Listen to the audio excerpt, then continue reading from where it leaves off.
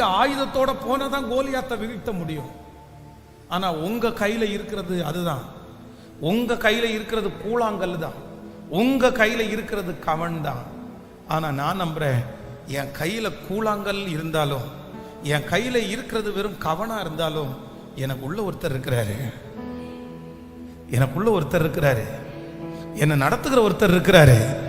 என்னை பயன்படுத்துகிற ஒருத்தர் இருக்கிறாரு. என்னை கொண்டு அவர் எதை வேண்டுமென்றாலும் செய்வதற்கு நம்புறவங்க கரங்களை மேல தட்டி, பலன் உள்ளவனுக்காகிலும் பலன் அற்றவனுக்காகிலும் உதவிகள் செய்வது அவருக்கு லேசான காரியம். ஹல்லேலூயா. அற்பமான ஆரம்பத்தை யார் அசட்டை பண்ண முடியும்? பூமி எங்கும் சுற்றி பார்க்கிற கர்த்தருடைய 7 கண்களும் செருபாபேலுடைய கையில் இருக்கிற தூக்கு நூலை ஆசையாய் பார்க்கிறது. அந்த தொழிலை கர்த்தர் ஆசீர்வதிக்க போகிறார்.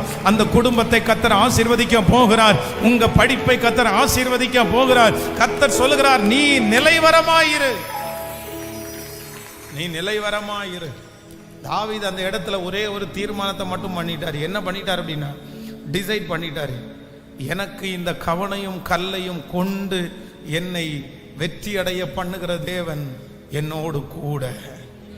உங்கள்கிட்ட இருக்கிறது வெறும் கவன் தான் சிஸ்டர். உங்கள்கிட்ட இருக்கிறது சாதாரணமான கூழாங்கல் தான் சிஸ்டர். ஆனா பிரதர், பயப்படவே பயப்படாதீங்க. அந்த கூழாங்கல் தான் கோலியாத்தை ஜெயிக்கிறதற்கு பெரிய ஆயுதம். அந்த கவன் தான் எதிரியினுடைய பாளையத்தையே நொறுக்கிற ஒரு மிகப்பெரிய கருவியாய் கர்த்தரால் பயன்படுத்த முடியும். ஆமென். காற்றை நாம் காண மாட்டோம், மழையையும் பார்க்க மாட்டோம். காற்றை நாம் காண மாட்டோம், மழையை பார்க்க மாட்டோம்.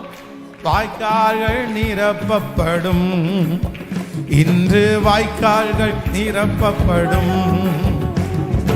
இயேசுவின் பிள்ளைகள் நாங்கள் எப்போதும் மகிழ்ந்திருப்போம். பாடும் இயேசுவின் பிள்ளைகளே, எப்போதும் மகிழ்ந்திருங்கள். கைகளமால் இயேசுவின் பிள்ளை